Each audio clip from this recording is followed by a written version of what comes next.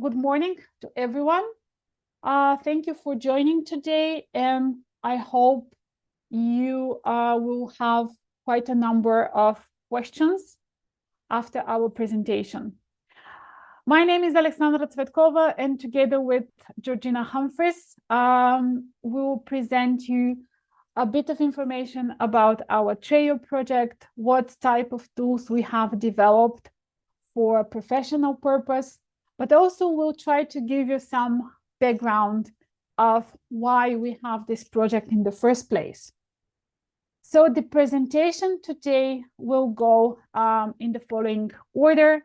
We'll first discuss some ongoing digitalization developments with regards to judicial cooperation across Europe, and where does the TREIO project fit into all of this.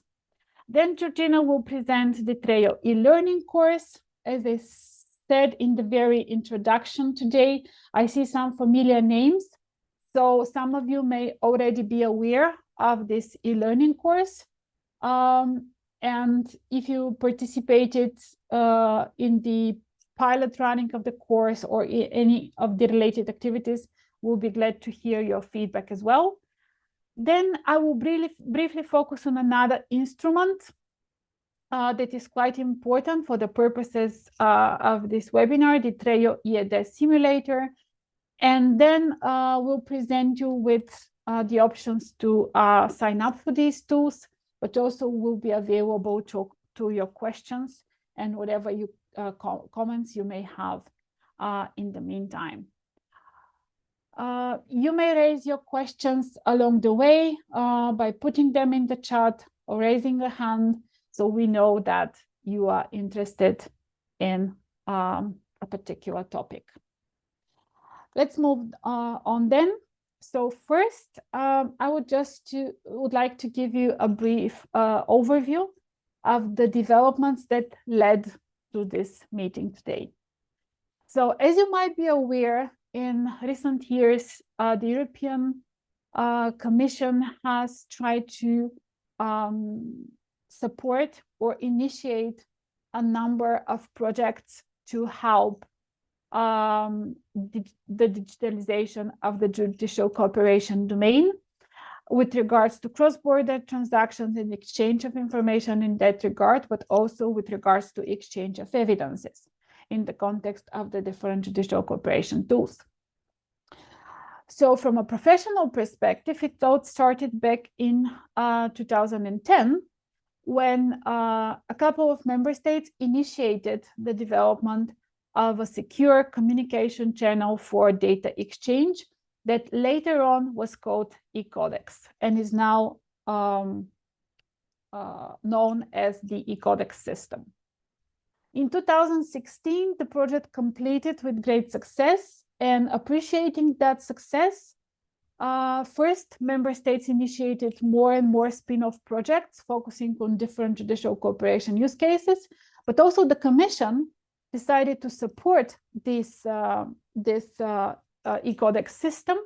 And after a number of years of negotiations on what is the best approach to do so, a regulation was adopted in 2022, defining the rules, responsibilities, and the overall legal framework of how this eCodex system should operate, and how to become the EU communication channel for such data exchanges for the purposes of judicial cooperation between the member states.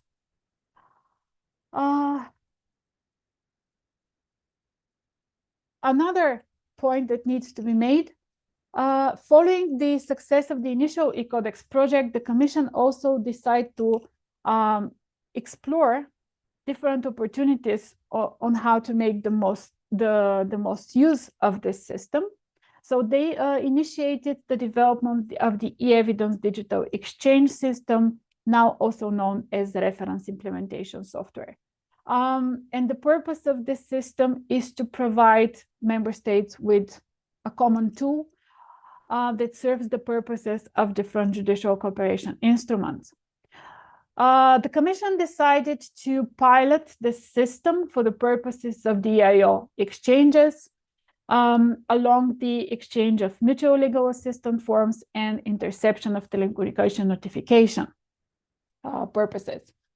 Considering that at the time, the EIO directive was just coming into force, and it was quite a big thing for the member states and for the professionals working in the judicial cooperation field. Unfortunately, the launch of the system was delayed due to the COVID-19 crisis, but it was finally launched in a pilot mode in May 2022.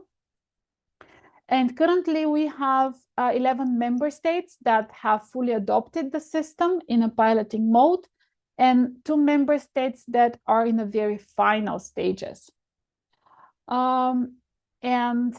You can see these member states on the screen. We have also 5 or 6 member states that will be joining the eEDES platform in the next couple of months.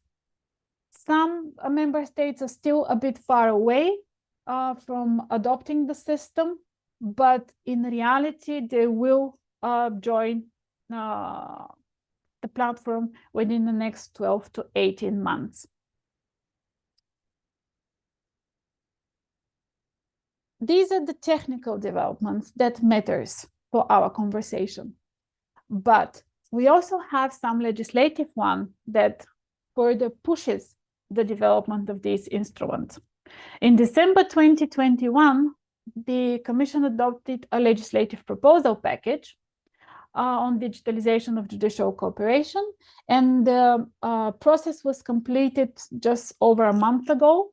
So in December 2023, among other legislative acts, we also have adopted the regulation on digitalization of judicial cooperation and access to justice in cross-border civil, commercial, and criminal cases, which, among other things, also amend 8 other legislative acts in the judicial cooperation domain.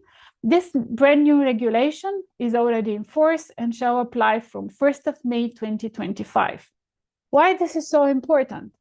First, this system delivers new rules aligning the usage of explicit electronic instruments across the member states. So first, it brings new rules for the purposes of video conferencing and the use of other distance communication technologies between the member states. It also provides rules for electronic communication between natural and legal persons and their representatives and the competent authorities.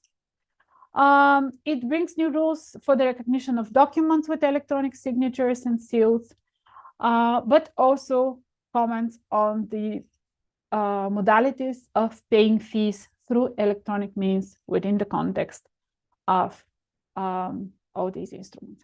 What's more important is that this regulation says that the communication pursuant to a total of 24 legislative instruments in the field of judicial cross-border cooperation shall become mandatory to use the existing secure communication channel for data exchanges and document exchanges, being the codex system that I already mentioned. And what's more, through this regulation, the Commission is obliged to provide the eEDES system, e-evidence digital exchange system that I mentioned, this reference implementation software, to all member states for voluntary use. So the member states could opt for the use of the eEDES platform as it is provided by the European Commission, or they could opt for developing a national solution. Of course, both approaches have their pros and cons, and they are now actually tested during these piloting launches that I've mentioned before in various forms. So indeed, very soon, all member states will in somehow deploy the eEDES system. One remark about piloting. So what does a pilot, launching a system in a piloting mode means? This means that only few competent authorities per member states are engaged in the process of using the e-learning, the eEDES system, or they use it in such a way that they not fully explored the system's functionalities. However, as I said, the usage of the system is under monitoring of all these member states, and soon they will enrich its usage through a number of additional competent authorities on national level. I spoke about 24 different legislative instruments that are to be digitalized following the adoption of this regulation. However, this number of legislative tools seems quite frightening if all of this is happening simultaneously. So the Commission have developed this roadmap showing the gradual digitalization of the different tools, starting with the service of documents and taking of evidence for civil and commercial cases from May 2025, and then gradually moving forward towards mandatory use of digital tools for all other judicial cooperation instruments presented by the regulation. Considering this is a webinar for EIO purposes, you can see the mandatory use of electronic means for exchange of European investigation orders is to be starting from 2028 on. So there's still plenty of time to get used to using the system before it becomes mandatory. One interesting point, though, is that this eEDES system will provide the same framework for all the judicial cooperation instruments listed on the slide, meaning that the general framework, the general functionality of the system will be one and the same, no matter of the field that you're working in or the instruments that you aim to use at that particular moment of time. Of course, each instrument goes with their own forms and legal requirements. They will be implemented in the system. But if you learn to use it for one instrument, it will be very easy for you to move to another if need be. Now, this is a bit of a technical slide that you see here, but I just wanted to make sure that we are on the same page when we talk about all these systems that are currently in an exploration mode. So let's imagine that your competent authority is just here, and it has decided to deploy the reference implementation provided for, by the Commission for the purposes of EIO exchanges. This system is linked to an eCodex connection point. It's purely technical. You don't need to concern yourself with that matter, but the point is that every time when you use the reference implementation system, you actually also use the eCodex architecture and the eCodex communication channels to exchange in a secure manner all your data and documents. On the other side of the network, there is another eCodex communication point that receive all the messages that you send. They go through the reference implementation used by the other competent authority on the receiving side of the exchange. And then that competent authority, it could be one in Austria, Bulgaria, whatever, they use the very same software that you would use on your side. It looks exactly the same for no matter who is the member state that uses it. Of course, depending on how it was customized to the EIO workflow typical for that particular member states, there could be slight differences, but the overall idea, the overall touch and feeling of the system remain the same. Depending on the instruments that the instrument that you would like to use, in our case, the EIO, it goes together with its specific forms prescribed by the EIO directive, and all the legal requirements they are in that sense. You can issue EIOs, you can receive EIOs, you can draft them, and they can remain for review for a later stage. You can exchange all the necessary messages related to the EIOs through the system as well, but also virtually link it to the national case management system if the need for this is there. At every stage, you have different options to be performed depending on the stage where you are and the different competencies that you are given under your profile, but the full EIO workflow is there, and a person with full rights would go through all the steps. This is something that I'm going to comment and show a bit later in a very high level, of course, not going into too much details.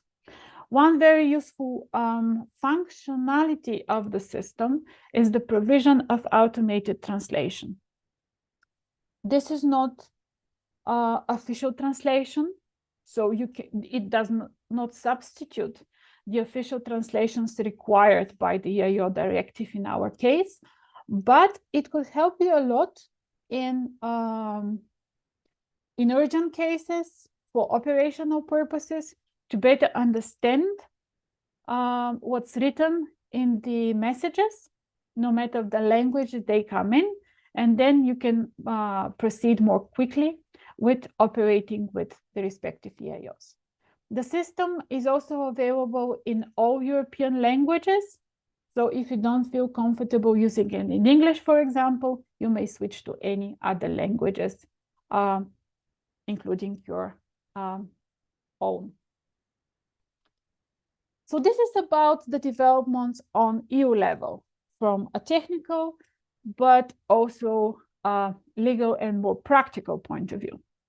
So where does our project stand in all this?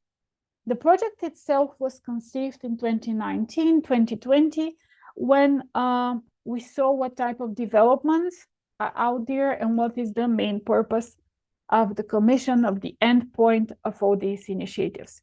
And our project aimed to develop an all-round cross-border training, not only with regard to the legal and business side of the EIO implementation, aligning some of the differences that exist to date with regards to the EIO exchanges, but also to find a way to provide professionals with the right tools and guidelines on how to use the evidence digital exchange system for the purposes of EIO exchanges. So we started with developing training materials. The original set is in English, but we have already translated that original set in 16 other languages. And these training materials comment on the legal aspect, on the business aspects of the EIO exchanges, and they also integrate guidelines on how to use the system at a particular stage, on how to fill in the various sections of the EIO forms, depending on the stage reached by the professional. We have already provided for a number of train-the-trainer activities, online trainings through different member states, and a number of awareness events just like this one. However, our project is getting closer to its end, so we won't be in a position to provide this person-to-person type of activities. So we have tried to find a way all these tools to remain active and of use for as many people as possible. This is why we have designed the TREIO eLearning course and the so-called TREIO eEDES simulator. The eLearning course optimizes the use of all these training materials that we have developed, giving the option for experienced professionals, but also for people who are not that familiar with your exchanges, to go through the different materials and find their best self-learning path. And then the TREIO eEDES simulator provides for the use of the eEDES system, the actual eEDES system provided by the Commission, building on top with different training scenarios that could help a professional learn on how to use the system on their own. And we are now delivering the so-called TREIO Toolkit that will provide guidelines to all the member states, competent authorities, and trainers in the domain on how to further explore all these tools. However, considering this is an event for professionals, not for trainers or competent authorities, we'll focus solely on the e-learning course and the TREIO eEDES simulator in bigger details. And now I'll pass along the word to my colleague Georgina, so she can share with you more information on the e-learning course first. Thank you, Alex. Yes, so I will cover some aims and activities first with the e-learning. It has several components to it. We have an e-learning platform which has been set up to house the self-paced module. We have the online self-paced training itself, so which comprises of all the content and material that goes with that. We have select language versions, and then to complement, we have the TREIO eEDES simulator to add a real-time training experience. And all of that together forms our online training packages and a tool for your use in the training of the EIO and eEDES. And when we think about the use of the training online packages, there are two packages, in fact. One is a full package and one is a shorter package. The full package focuses on the EIO and eEDES. And then there are some crossovers to the short package, which solely focuses on eEDES and how to use it more specifically. So we might think of these in two ways. So the full package for people who have limited awareness maybe of the EIO and eEDES, and the short package for professionals who have maybe a wealth of knowledge in the EIO, but maybe not in the use of the eEDES platform. We've also used the full package as a form of refresher training where people can be either instructed or can follow along with the training as a refresher. So selecting content that specifically they feel they need to acquire more knowledge about, or just as a refresher in terms of practicing sending or receiving EIOs, etc., using the TREIO eEDES platform. There are various benefits, we feel, of the TREIO online training, including the increased awareness of the EIO directive, the EIO form, and eEDES, including its use in the EIO workflow. The training is very user-centered in the fact that it is quite active too. It takes the professionals' willpower, I guess, is the way to put it, to follow through with the training. There is no instructor, it is self-paced. So the professional is allowed to control their study, which allows for greater flexibility and accessibility of the course on a more ad hoc basis. So we're aware that everyone is busy and you might not have time to take a week out for training, but you might have a few hours here, a few hours there, and are able to increase your awareness and confidence in the use of the EIO and eEDES platform using the online training.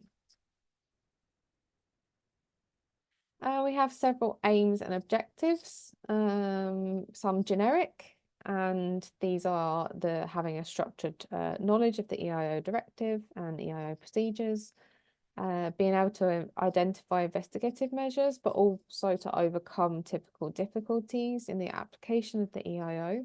And this is in a cross-border context because the online training is for an international audience.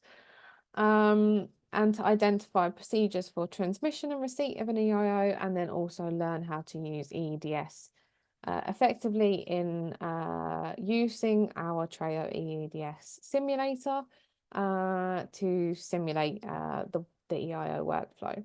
And all in all, at the end, participants should gain knowledge of various aspects which are listed there, including the EIO more generically, the legislation, the EIO form, and the eEDES system. The e-learning takes a self-paced format, as I previously said, up to 1 week for the full package and 2 to 3 days for the eEDES package. That's not to say it takes a week to do the full package, but allowing a week allows a bit of flexibility and time for breaks as well as time to practice. The master copy is in English and targets multiple stakeholders from prosecutors to administrators and everything in between, and translation of the course material is in select languages. The training comprises of 5 modules. Each package includes 5 modules, but the shorter course, obviously, there's a shorter number of lessons in those 5 modules. We have tasks, which are practical activities, and there's a minimum set number there, but I will come to that later. And then we have the use of the TREIO eEDES simulator to carry out those tasks, but also to follow along with some of the course module content. We have various elements in terms of content. We have a mixture of theory and practice. We have demonstrations and tutorials in video format, which often have subtitling instead of sound, because we're aware that you work potentially in an office and sound coming out of a speaker is probably not ideal. So we chose that approach. We have various exercises using the simulator to practice in a safe environment, and also to follow along with the demonstrations. We also encourage professionals to use the simulator as well. We have quizzes throughout for self-assessment, and we also have an examination at the end. And as I mentioned, there are various content elements. So we have text-based content here. We have some graphics also. As one, it appears here, it is the EIO form. But if we go to the next slide, we can see that we have other graphics.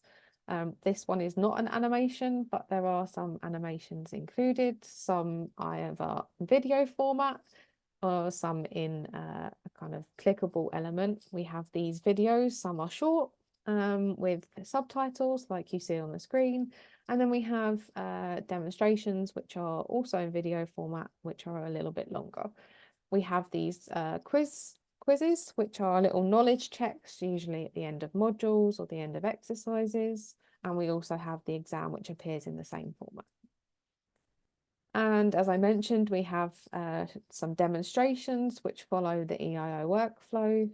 They're broken down into chunks, and each chunk is a specific thing that we feel is important to highlight.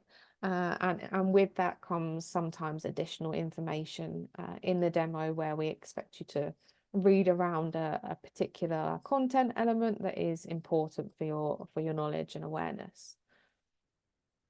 As I mentioned, the demos are with subtitles, but can be played at different speeds. So you can slow them down, pause them, and you can follow along with the TREIO eEDES simulator. We have a demonstration here. We won't play the whole demonstration, but I will briefly just show to you. We have the subtitling, which I mentioned. Sometimes the subtitles are short, sometimes they're longer. As you can see along the bottom, there are chunks, and you can pause the video, you can move to the next section if you're coming back to the video, for example. And with each chunk, as I mentioned, it covers a specific area, and sometimes there's additional information, which usually appears with a document and a plus symbol on the right-hand side. And each time will be some information. So in this instance, it's how to find the correct competent authority. But in other cases, it might be about translations or other aspects. Alex, if you could move on, thank you. We also have some simulations. Now, these are slightly different to the TREIO eEDES simulator, which is a separate area for you to practice, but these simulations are embedded in the training and we work through them. So it provides you an example, and in this case, I think we're filling out an ITN. But as you can see, you can click on the individual elements. You can't input text, so we do that for you in some aspects. But you can click on the buttons, which you would click on in the platform itself. So we have some simulations, a couple in the training which we follow through. And if you could, excellent, thank you. And we have a minimum set number of exercises. I mentioned we have tasks, we have some practicals here, we have 10 in total, which cover different areas. Some are with instructions and some we then add without instructions. So we give you a practical exercise, we give you a scenario, we give you tasks. And in the first one, we will say to you, please perform A, B, C, D, E.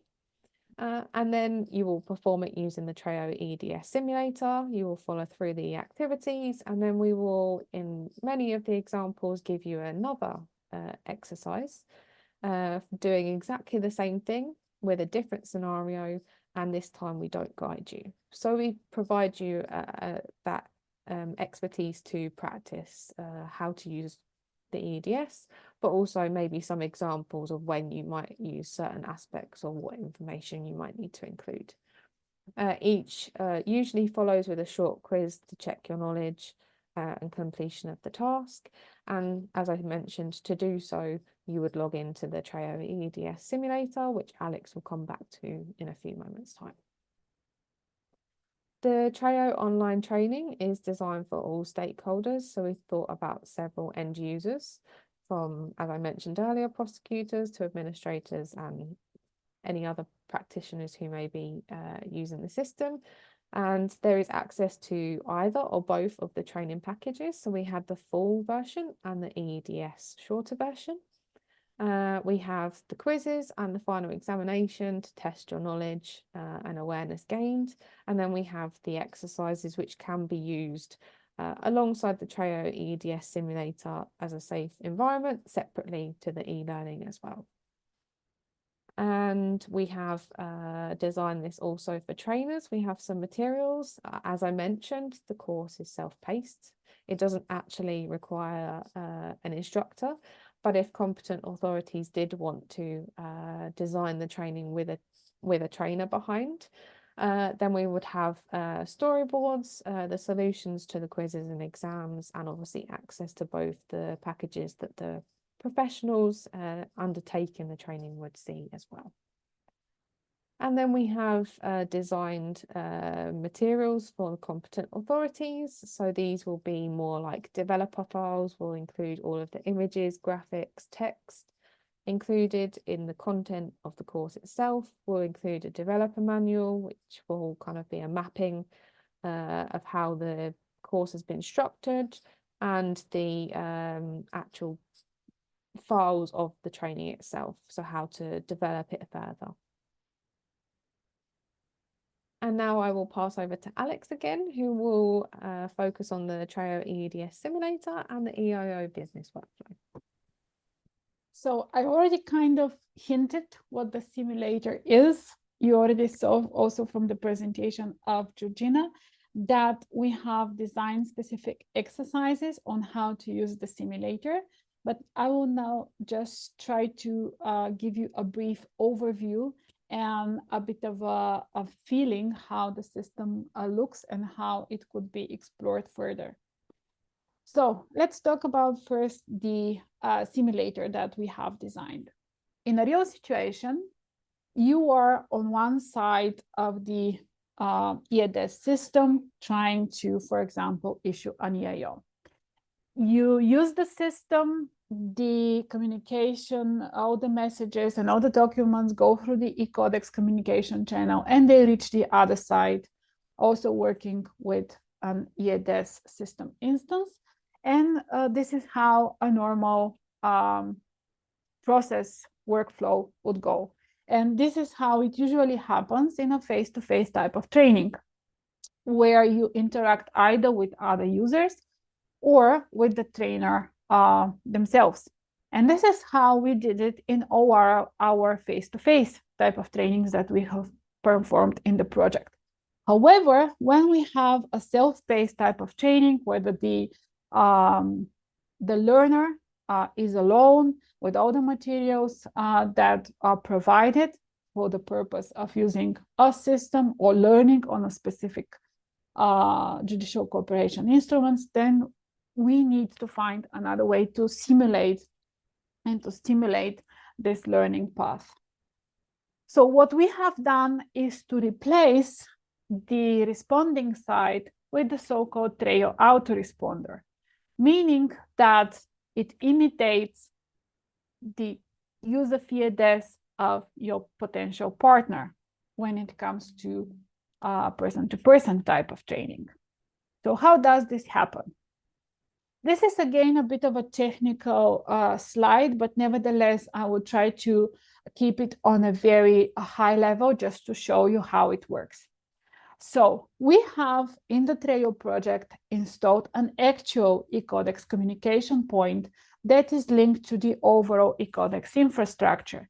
So we explore the same secure communication channel that every one of your competent authorities would use.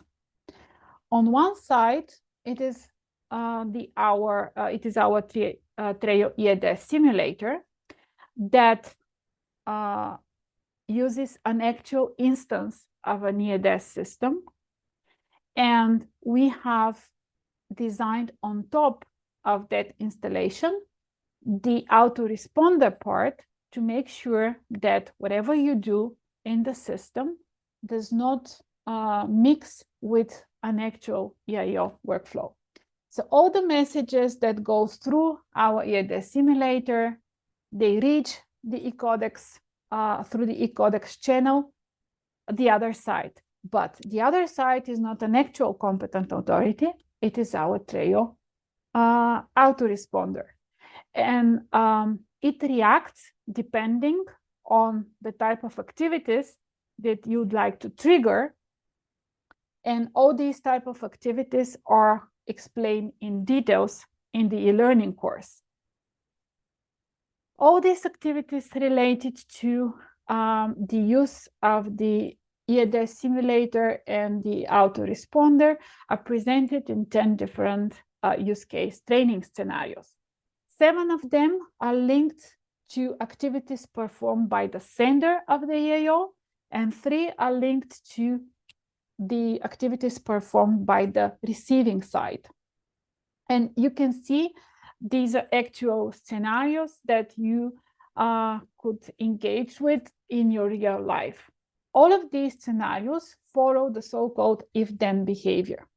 So we set a hypothetical scenario in each of these exercises, and we then guide you through the various steps to be performed when feeling unsafe, for example, or responding with an Annex B. Depending on the type of scenario chosen, these guidelines lead you through a specific learning path, and then the autoresponder on the other side provides you for explicit feedback that could help you learn by doing all these specifics of the system. For example, if you use a scenario where you issue an EIO, you engage with the TREIO eEDES simulator, assuming the role of the issuing side. And then the autoresponder will act as the executing side. So every time when you send an EIO, you just don't send it to a random member state, because they will never respond. You send it to the TREIO autoresponder, and you can see it at the very bottom of the list with executing states, so that you can actually perform the exercise and receive the feedback afterwards. In the opposite case, when you'd like to respond to an EIO, Then you start interacting with the TREIO eEDES simulator, assuming the role of the executing state. However, the EIOs just don't appear from air. You need to trigger them depending on the type of scenario that you are in for that moment by using the TREIO autoresponder. And the TREIO autoresponder in this case will be playing the role of the issuing state. So we have developed 3 such scenarios that could be triggered. And then you'll see in the simulator that you have an EIO received and you need to act upon it afterwards. It sounds a bit difficult, but in the instructions linked to the exercises and the instructions given in the eLearning course actually help you go through all these steps pretty smoothly. And once you do one of these exercises, you'll get the feeling how it should be done, and each of the next will become easier and easier. So how do you actually use the simulator? Let me show you how this happens. So each of you who already signed up for these webinars will receive complimentary access to both the eLearning course and the TREIO eEDES simulator. This means that you receive access details with a username and a password, and then username will look something like that. You click on the link that will send you for accessing the eEDES simulator. You sign up with your access details and you log into the system. Okay. So now you enter the eEDES environment, and it is an exact replica of the actual eEDES system that is provided by the Commission. You see your username here, this is you, and here you can see your profile and different options linked to your profile. For training purposes, we provide you with full rights on using the system, meaning that you can be an author, a signer, a reviewer, a sender of an EIO, but you can also be in the role of the supervisor. So all these roles are explained in both the user manual on how to use the system, like the full user manual, but they are also explained with different practical details in the eLearning course. So once you get into the system, you have the dashboard. And the dashboard shows you all the issued requests, all the received requests, and all the drafts that you have initiated. This is a brand new account. We only use it for purposes of these webinars. So this is why we don't have a lot of issued requests. However, if you go to the received requests, you will see a number of such requests existing in the system, and they come from previous trainings or webinars that we have performed.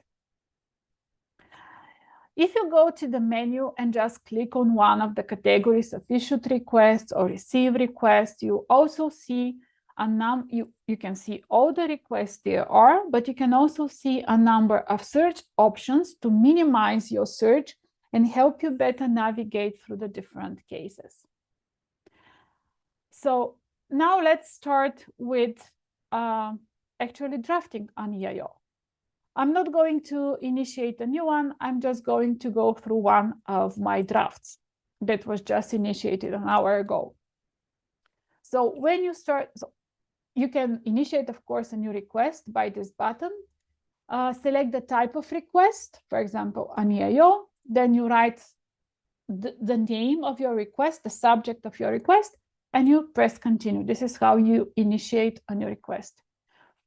And it looks exactly like this. So as I already mentioned, considering you are now on the issuing side, you interact on behalf of the eEDES simulator. And once you choose an executing state, there should be the TREIO autoresponder right here. Each of your requests have an overview section If there are more than one professionals assigned to this particular case, you all see them here. You also see all the attached documents through the overall process. And then you can see the status quo of this particular request. I will show you in a bit what does that mean. Then you can proceed with filling in the Annex A and the various sections therein. This is not a training on EIO, so I'm not going to go through all the sections and explain to you how this is done, but I will. But you can, using the eLearning course, you can go through all the sections and learn about the different peculiarities of this section. What's most important is that you have this event and management message timeline that shows you everything that happens with this EIO. Is it still in draft? Is it already sent? What kind of additional messages and feedback you have received with regards to this EIO? And here you have the workflow. At this particular stage, considering we are issuing an EIO, the only option is to complete it. But when you move to the next step, these options multiply depending on the stage that you have reached. For example, let's go to the received requests, and we just select a random received request just to show you what I mean. So let me find the one that already has an issued B request, an Annex B, yeah, issued, okay. So this one has already progressed and has received feedback in the form of Annex B. So here you see how the status of the case changes. You have a request for additional information. The Annex B has been issued already, and you see all the documents attached to this exchange. And you can explore what's written in Annex A, what's written in Annex B, and you can also see in the event and message timeline all the actions that have happened. What is important to know here is that you see not only the notification from the eEDES system itself, but you also see all the notifications coming from the eCodex communication channels, meaning that you know at every step of the way whether your message has been received and what happens with it. And as I said, the different actions that you can perform changes depending on the step and the stage that you have reached. And if you go now to the same workflow button, you'll see how many different other options appear just because you have reached that particular stage of the process. This is just a very brief overview of the tool. I'm not going into any more details. I just wanted to show you how it looks and how easy it is to navigate. It's a very user-friendly tool. And what's more important is that with every judicial cooperation instrument that is incorporated in the eEDES system, it will look exactly the same. Of course, the forms, the legal requirements that goes with the workflow of that particular judicial cooperation instrument will change, but the overall framework will remain the same. So once you get used to using the system for one judicial cooperation instrument, then it will be easier for you to transfer to another when the time comes, just because the main functionalities and the main features of the system are the same. You sign the documents in one and the same way, you use the automated translation in one and the same way, and so on and so on. So going back to my presentation, this is the time to discuss how you can use these tools. So I already mentioned that you will receive complimentary access to both the eLearning course and the eEDES simulator following the sign up for this webinar. However, there are also other tools that may be used. So on the TREIO website, there is a toolkit section that we are to fill in with additional information, with all the materials and the different language versions of those materials in the next 10 days or so. So you may check upon this page from time to time to see what new materials are brought together for you. There will be also additional information on the e-learning course, on the eEDES simulator, but for the purposes of these two particular tools, we'll send you all the information that you need to use them over email once we provide the access to these tools. If anyone of your colleagues is also interested in using these tools, but did not have the opportunity to join us today or any of our other awareness events that we are performing, they can go to the link you see on the screen, and then they could apply for access to both the learning course and the eEDES simulator. Typically, access is provided pretty quickly, but it could take some time, especially if the request comes during the weekend. So everyone who registered will receive access within 3 days' time.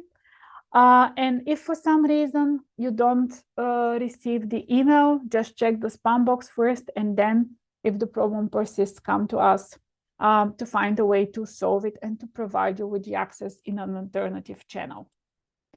One important note that concerns both you who will receive the complementary access, but also everyone else who will register their interest for getting access. In the very beginning, you'll be provided with username and password that will be one and the same for accessing all these tools. When you go to the e-learning course, you'll be asked for security purposes to change your original password. So from then on, you need to use only the new password that you enter. However, the original password will remain valid for both the TREIO eEDES simulator and for the TREIO autoresponder. You don't need to remember all of this now. It will be written in the emails that you will receive regarding the access and all the additional materials. But this is just for a quick note from our side. As already mentioned, the e-learning course is there in different modalities, a full version, a short version, and you can opt to use any of those. All these modalities are linked to the use of the eEDES simulator and go through the exercises that are developed for that purpose. However, you can also use the eEDES simulator completely independently as a tool from the learning course. And this is why you receive the exercises with the relevant instructions from the very beginning. You'll find them in the learning course with additional explanations, but if you don't have the time for the course itself, you can directly opt for using the simulator and applying these exercises, following the instructions that are listed there. So this is from our side. I know it's a lot of information to process, considering all the developments that we presented and all the tools that we have presented to you. But this is why we're here, to continue answering your questions if you have any, and to further support you on how to access and use the tools. Even if you don't have specific questions for the moment, you can always write to us later on via office@treio.eu, and we'll try to support you in your concerns as best as possible.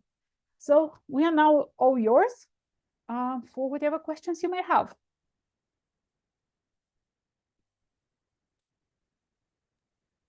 There are currently no questions in the chat yet, Alex, but if anyone does have any questions, then please feel free to voice them if you're happy to be on the recording. Otherwise, please post them in the chat and we will read them out for you.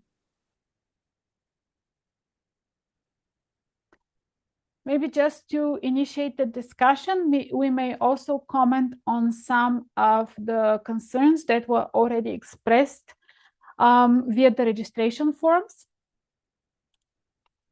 So one colleague was interested to learn more about the actual execution of EIOs and sending responses through the eEDES system. As already mentioned, the e-learning course provides for all these modalities.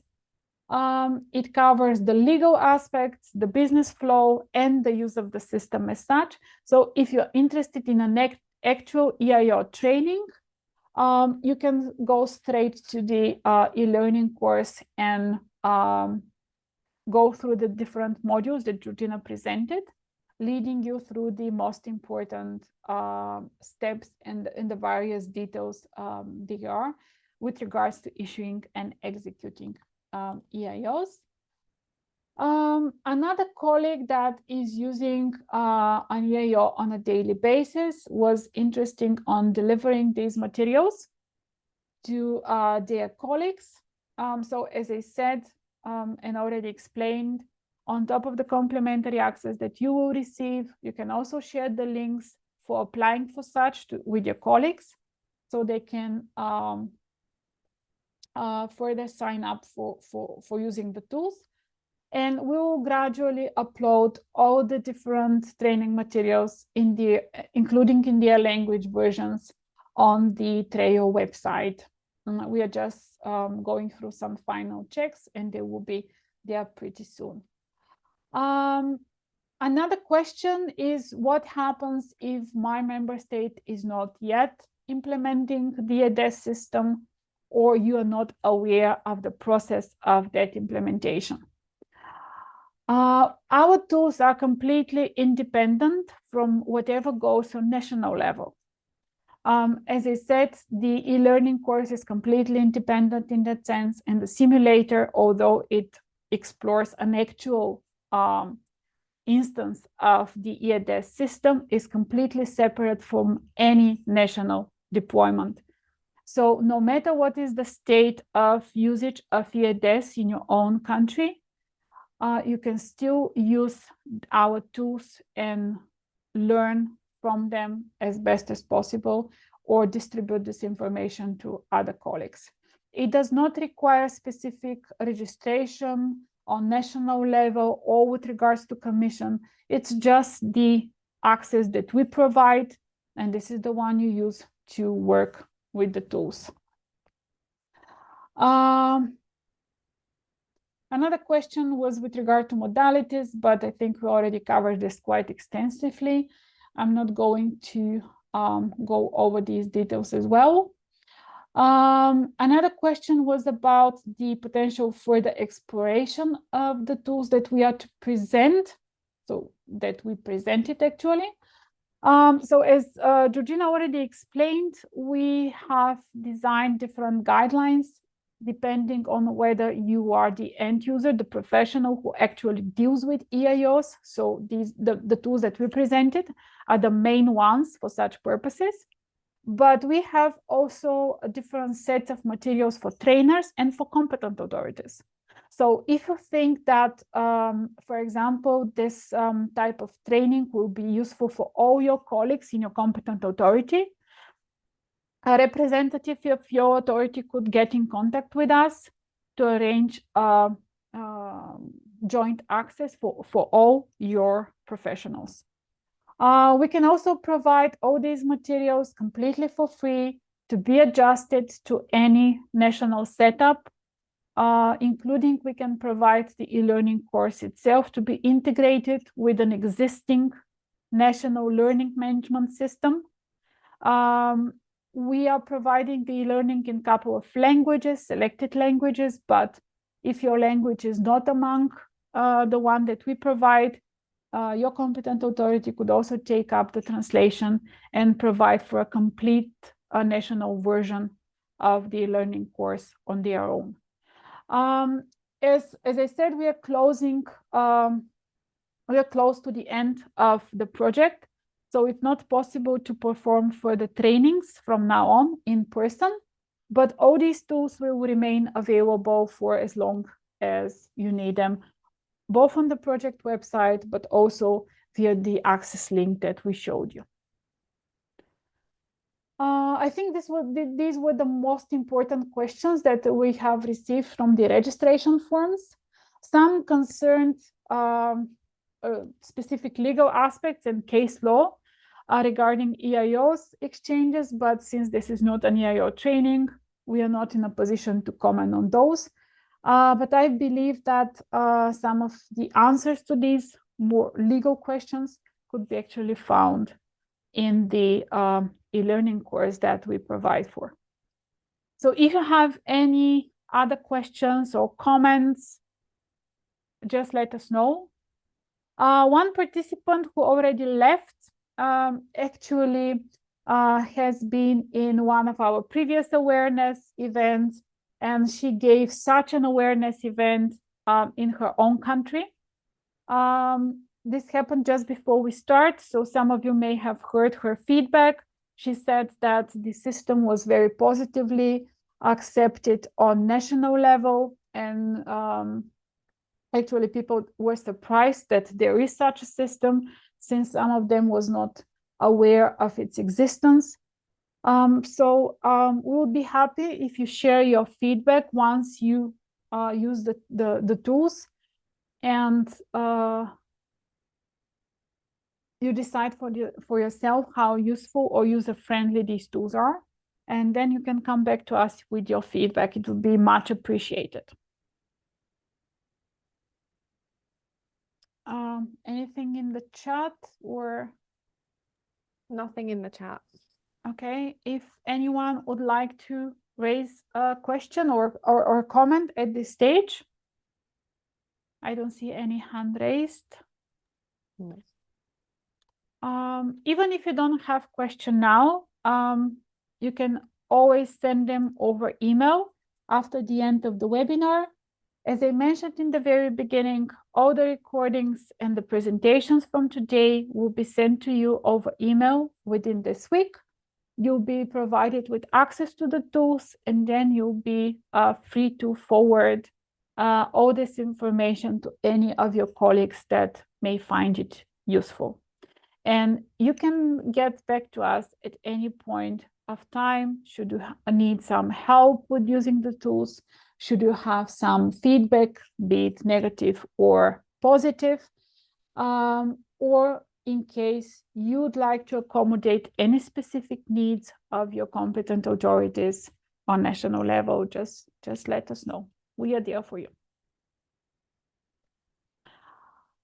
Okay, in this case, I will close the meeting today. Thank you again for being here, for signing up, for paying attention to our webinar. And I hope you find all these materials and tools useful for your day.